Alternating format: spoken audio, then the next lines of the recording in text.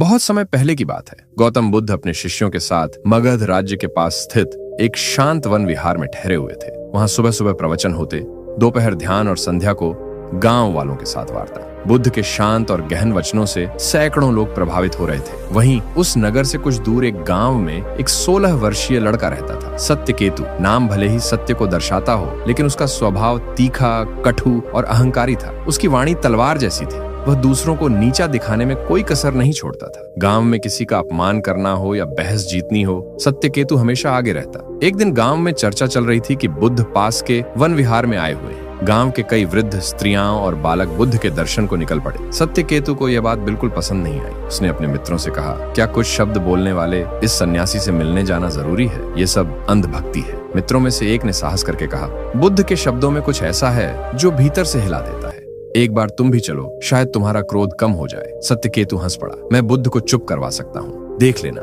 अगर मैं गया तो उनका प्रवचन वहीं रुक जाएगा। उसने निश्चय कर लिया, वह बुद्ध से बहस करेगा, उन्हें नीचा दिखाएगा। उसके मन में कोई जिज्ञासा नहीं थी, बस एक चुनौती थी। दूसरे दिन सुबह वह वन विहार की ओर चल पड़ा। उसके साथ उसके कुछ मित्र भी थे, सब उसकी तीखी वाणी के गवाह थे। विहार के पास पहुंचकर उसने देखा, लोग मौन थे, आंखें बंद, और बुद्ध मंच पर विराजमान थे। वातावरण में एक अद्भुत शांति थी। हर पत्ता भी जैसे ध्यान की अवस्था में था। सत्यकेतु ने जैसे ही वहां प्रवेश किया, उसे अजीब बेचैनी महसूस हुई। उसका मन विचलित होने लगा, जो कभी हुआ नहीं था। पर वो रुका नहीं। जैसे ही प्रवचन समाप्त हुआ, सत्यकेतु ने ऊंची आवाज में कहा, हे तथागत, आप सत्य के मार्ग की बात करते हैं। क्या आप यह बता सकते हैं कि जब कोई आप पर क्रोधित हो, आपकी निंदा करे, तब आप क्या करेंगे? बुद्ध ने उसकी ओर देख, न क्रोध न आश्चर्य, बस एक शांत मुस्कान। उन्होंने उत्तर दिया, यदि कोई मुझे एक उपहार देना चाहे और मैं उसे न स्वीकारूं, तो वह उपहार किसका रहेगा? सत्यकेतु चौंका। उसने कहा, जो दे रहा है उसी का। बुद्ध बोले, ठीक वैसे ही यदि कोई मुझ पर क्रोध करे, अपशब्द कहे और मैं उसे ग्रहण न करूं, तो वह क्रोध उसी के पास रह जाता है। मैं शांत रह सकता हूं क्योंकि मैंने उसे स्वीकारा ही नहीं। सभा में मौन छा गया। सत्यकेतु, जो तेज बहस के लिए आया था, अब खुद से ही हार चुका था।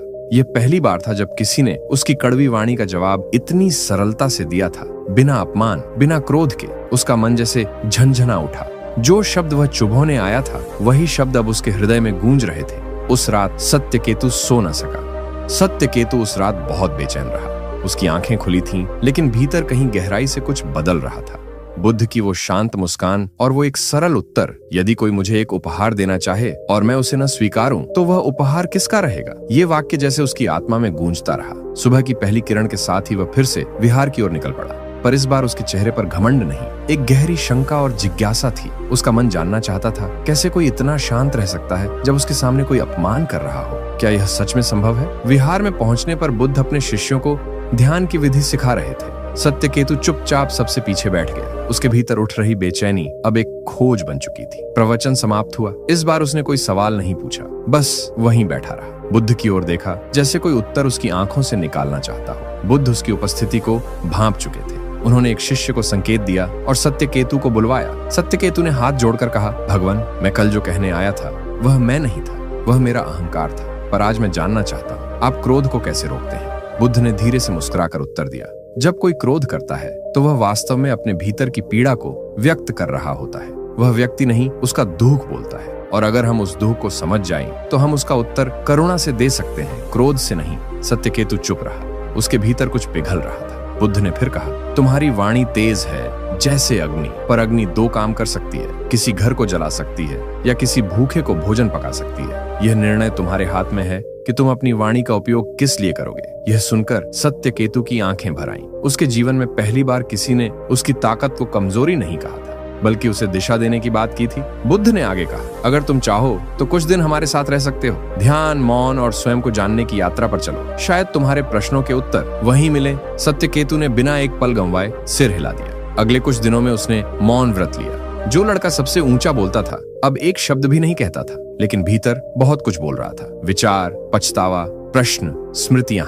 एक दिन ध्यान के बाद बुद्ध ने उसे एक छोटी सी जिम्मेदारी दी, हर दिन प्रातः उठकर अन्य भिक्षुओं के लिए जल भरना और सबके पात्र धोना। सत्यकेतु यह सुनकर हैरान रह गया। उसे लगा था उसे कोई बड़ा कार्य मिलेगा, लेकिन जब उसने कई दिनों तक यह कार्य किया तो उसमें उसे एक शांति महसूस होने लगी। उसे समझ आया कि सेवा का कार्य वाणी से नहीं, नीयत से होता है। उसका मन अब धीरे धीरे अपने तीखेपन से मुक्त होने लगा। शब्दों की जगह अब मौन और कर्म ने ले ली थी। अब जब वह किसी से बात करता तो उसके शब्दों में गरज नहीं, गहराई होती। लोग उससे प्रभावित होने लगे। और यही वह परिवर्तन था जिसकी यात्रा शुरू हुई थी। 3 महीने बीत चुके थे। सत्यकेतु अब वही युवक नहीं रहा था जो कभी अपनी जुबान की धार से लोगों को घायल करता था। अब वह ध्यान करता, मौन रखता और सेवा में लीन रहता। उसके भीतर का घमंड पिघल चुका था और आत्मचिंतन की जगह ले चुका था। गौतम बुद्ध ने एक दिन सभी भिक्षुओं को एकत्रित किया और कहा, जब भीतर परिवर्तन आता है तो उसका प्रभाव बाहर दिखता है। सेवा का भाव, वाणी की मधुरता और आत्म संयम, ये सब साधक के चिन्ह होते हैं। फिर उन्होंने सत्यकेतु की ओर देखा और बोले, सत्यकेतु, अब तुम्हारा समय है कि तुम गांव लौटो और जो सीखा है उसे समाज के लिए उपयोग करो। सत्यकेतु के मन में द्वंद्व उठा। उसे इस शांति की आदत हो चुकी थी, लेकिन बुद्ध ने मुस्कुराकर कहा, ज्ञान तभी सार्थक है जब वह बांटा जाए। वह विनम्रता से नतमस्तक हुआ और गांव के लिए रवाना हो गया। गांव में लौटते ही बदलाव स्पष्ट था। जो लोग पहले उसकी जुबान से डरते थे, अब उसकी आंखों की नम्रता से प्रभावित हो रहे थे। माँ ने उसे गले लगाया। पिता ने कहा, तू तो कोई और ही बन गया है बेटा। पहले दिन ही उसने देखा कि गांव का छोटा लड़का बालचंद, जो बोल नहीं पाता था, एक किनारे बैठा था और कुछ बच्चे उसे चिढ़ा रहे थे। पुराना सत्यकेतु होता तो शायद इन बच्चों को डांट देता, लेकिन अब उसने जाकर उनके साथ बैठकर एक कहानी सुनानी शुरू की। एक ऐसा राजा जो बोल नहीं पाता था, लेकिन अपने कर्मों से राज चलाता था। बच्चे चुप हो गए और बालचंद पहली बार मुस्कुराया। सत्यकेतु ने गांव में एक छोटा सा शब्द शांति केंद्र शुरू किया। ये कोई भव्य इमारत नहीं थी, बस एक छाया वाला पेड़, कुछ चटाइयां और हर शाम एकत्र होने वाले लोग। वहां वह गौतम बुद्ध की कही बातें सरल भाषा में सुनाता और लोगों को सिखाता कि वाणी केवल संवाद का माध्यम नहीं, बल्कि किसी का जीवन बदलने का जरिया भी हो सकती है। एक दिन एक युवक आया, शिवराम, जो पहले की तरह ही अहंकारी और कटुभाषी था, जैसा कभी सत्यकेतु था। उसने सभा में आकर सत्यकेतु को चुनौती दी, तू अब महात्मा बन गया क्या? तुझे क्या हक है हमें उपदेश देने का? सभा में सन्नाटा छा गया। सभी की निगाहें सत्यकेतु पर थीं, लेकिन उसने मुस्कुराकर कहा, शिवराम, अगर कोई मुझे विष देता है और मैं उसे पीता नहीं, तो क्या वह मुझे नुकसान पहुंचा सकता है? शिवराम कुछ समझ नहीं पाया। सत्यकेतु ने कहा, ठीक वैसे ही अगर तुम मुझे अपशब्द दोगे और मैं उन्हें स्वीकार न करूं, तो वे सिर्फ तुम्हारे पास ही रहेंगे। मैं तो आज भी वही हूं, बस अब मेरी वाणी तलवार नहीं, फूल बन चुकी है। शिवराम अवाक रह गया। अगले दिन वह फिर आया, लेकिन इस बार मौन होकर। धीरे धीरे सत्यकेतु का प्रभाव पूरे गांव में फैलने लगा। लोग न सिर्फ उसकी बात सुनते, बल्कि उसे अपनाते भी। उसने गांव के बच्चों को कहानी सुनाने की आदत डाली, वृद्धों के लिए सत्संग शुरू किया और युवाओं को वाणी की मर्यादा सिखाई। सत्यकेतु अब केवल एक युवक नहीं था, वह परिवर्तन का प्रतीक बन चुका था। समय बीतता गया। सत्यकेतु का शब्द शांति केंद्र अब केवल गांव तक सीमित नहीं रहा था। आसपास के गांवों से भी लोग उसकी बातें सुनने आने लगे थे। उसकी विनम्रता, उसकी शांति और सबसे बढ़कर उसकी वाणी में छिपी करुणा लोगों के दिलों में जगह बना चुकी थी। अब वह पहले जैसा युवा नहीं था जो चिल्ला चिल्ला कर बोलता था। अब वह धीमे, स्थिर और सरल शब्दों में बोलता, लेकिन हर वाक्य किसी के जीवन को बदल देता। एक दिन सुबह सत्यकेतु ध्यान में बैठा था कि एक बूढ़ा आदमी कांपते कदमों से उसके पास आया। उसके पीछे उसका नाती था, एक छोटा बालक, जिसकी आंखों में डर और शरीर में घाव थे। बूढ़े ने कहा, बाबा, ये बच्चा हर समय गुस्से में रहता है, माँ को मारता है, खुद को भी, किसी की बात नहीं सुनता। सत्यकेतु ने धीरे से बच्चे को पास बुलाया। बच्चा पहले डरा, फिर धीरे से आगे बढ़ा। सत्यकेतु ने उसका हाथ अपने हाथों में लिया और पूछा, क्या तुम्हें कोई बात बहुत चुभती है भीतर? बच्चा चुप रहा। सत्यकेतु ने कहा, जो बात कह नहीं पाते वही भीतर से चीखती है और गुस्से के रूप में बाहर आती है। तुम्हें क्या कहना है बेटा? बच्चे की आंखें भर आईं। वह फूट फूट कर रोने लगा और बोला, मुझे लगता है कोई मुझे प्यार नहीं करता। सत्यकेतु ने बच्चे को सीने से लगा लिया और कहा, जो खुद को प्यार नहीं करता वही दूसरों की वाणी को चोट समझता है, लेकिन अगर तुम खुद से प्यार करना सीख लो तो कोई भी शब्द तुम्हें तोड़ नहीं सकता। वह दिन उस बच्चे के जीवन का मोड़ बन गया। कई सप्ताह बाद वही बच्चा गांव में सबसे प्यारे बच्चों में से एक बन गया। वह अब दूसरों की मदद करता, अपने से छोटे बच्चों को कहानियां सुनाता और सत्यकेतु के साथ ध्यान करता। ये बदलाव देखकर सत्यकेतु को भीतर से एक सच्ची शांति का अनुभव हुआ। कुछ महीनों बाद राजा बिंबिसार के एक मंत्री ने गांव में सत्यकेतु के बारे में सुना। वह खुद सत्यकेतु के पास आए और कहा, राजा स्वयं आपसे मिलना चाहते हैं। उन्होंने सुना है कि आप बुद्ध के शिष्य हैं और आपकी वाणी लोगों को बदल रही है। क्या आप पाटलिपुत्र आकर युवाओं को मार्ग दिखा सकते हैं? सत्यकेतु कुछ क्षण मौन रहा। उसके मन में द्वंद्व था। वह कभी शोहरत चाहता था, पर अब उसे किसी मान या सम्मान की इच्छा नहीं थी। लेकिन उसे याद आया, बुद्ध ने कहा था, ज्ञान को फैलाओ, मत बांधो। वह तैयार हो गया। पाटलिपुत्र पहुंचते ही सत्यकेतु को राज दरबार में आमंत्रित किया गया। वहां उसने कोई लंबा भाषण नहीं दिया, बस एक छोटी सी कथा सुनाई। एक बार एक किसान को 2 तोते मिले। एक बोलता था मीठा, दूसरा गालियां देता। लोगों ने पहले तोते को पसंद किया और दूसरे को पिंजरे में बंद कर दिया। समय के साथ पहला तोता सबके दिल में बस गया और दूसरा अकेलेपन में मर गया। हमारी वाणी भी वैसी ही होती है। अगर हम उसे मीठा बनाते हैं तो वह हमें लोगों के दिलों में बसा देती है। राजा बिंबिसार भाव विभोर हो गए। उन्होंने आदेश दिया कि सत्यकेतु के शब्दों को संकलित कर राज पुस्तकालय में रखा जाए और प्रत्येक विद्यालय में वाणी अनुशासन पाठ पढ़ाया जाए। अब सत्यकेतु केवल एक गांव का बालक नहीं रहा, वह पूरे मगध के लिए प्रेरणा बन चुका था। पाटलिपुत्र में सफलता पाने के बाद भी सत्यकेतु का हृदय एक ही बात के लिए तड़पता रहा, एक बार फिर बुद्ध से मिलने की। उनके चरणों में बैठकर वह यह कहना चाहता था, आपने मेरी आत्मा को रूप दिया है, अब मैं जो भी हूँ वो आप ही का प्रतिबिंब हूँ।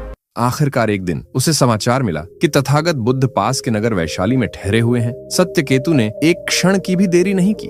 एक साधारण वस्त्र धारण कर बिना किसी राजा की सवारी के वह पैदल ही वहां चल पड़ा। जब वह बुद्ध के पास पहुंचा तो उन्होंने उसे दूर से ही पहचान लिया। बुद्ध मुस्कुराए जैसे वह जानते थे कि यह दिन आएगा। सत्यकेतु ने नतमस्तक होकर उनके चरण स्पर्श किए और कहा, भंते, मैंने वाणी की शक्ति को जाना है। मैंने जाना है कि शब्द तलवार भी हो सकते हैं और औषधि भी। आपने मुझे सही राह दिखाई। बुद्ध ने कहा, नहीं पुत्र, राह तुमने खुद चुनी, मैंने केवल दीप दिखाया था। बुद्ध ने उसे बगल में बैठने को कहा और कहा, एक बीज को वृक्ष बनने में समय लगता है, लेकिन अगर वह धरती, धूप और जल को ग्रहण करे तो वह पेड़ न केवल खुद बढ़ता है बल्कि छाया भी देता है। तुम अब वह वृक्ष बन चुके हो, लेकिन याद रखना, वृक्ष जितना ऊंचा होता है उसकी जड़ें उतनी ही गहरी होनी चाहिए। सत्यकेतु की आंखों से अश्रुधारा बह निकली। उसका जीवन पूर्ण हो गया था। अब उसमें कोई अहम नहीं था, कोई आकांक्षा नहीं थी, सिर्फ सेवा का भाव था। वर्षों बाद सत्यकेतु एक वृद्ध हो चला था, लेकिन उसकी आवाज में वही माधुर्य था, वही शांति। उसका शब्द शांति केंद्र अब पूरे भारतवर्ष में विख्यात था। युवा, वृद्ध, बालक सभी उसकी शिक्षाओं से प्रेरणा लेते थे। एक दिन एक बालक उससे मिलने आया। वह घबराया हुआ था और बोला, गुरुवर, मेरी वाणी बहुत कटु है, लोग मुझसे डरते हैं, मैं क्या करूं? सत्यकेतु ने मुस्कुराकर उसका हाथ पकड़ा और वही पुरानी बात दोहराई, अगर कोई उपहार दे और तुम उसे न लो तो वह किसका रहेगा? बालक चौंका। सत्यकेतु ने कहा, जिस दिन तुम क्रोध को ग्रहण करना छोड़ दोगे, उसी दिन वाणी तुम्हारा सबसे बड़ा मित्र बन जाएगी। और यहीं से एक परंपरा शुरू हुई। हर वर्ष बुद्ध पूर्णिमा पर वाणी दिवस मनाया जाने लगा, जहाँ लोग मौन धारण करते, दूसरों की बातें सुनते और खुद के भीतर झांकते। सत्यकेतु के शब्द अमर हो गए। अगर आपको यह प्रेरणादायक कहानी पसंद आई हो तो हमारे YouTube channel true inspire Hindi को जरूर सब्सक्राइब करें। घंटी को दबाएं ताकि आपको हर नई प्रेरक कहानी सबसे पहले मिले। धन्यवाद।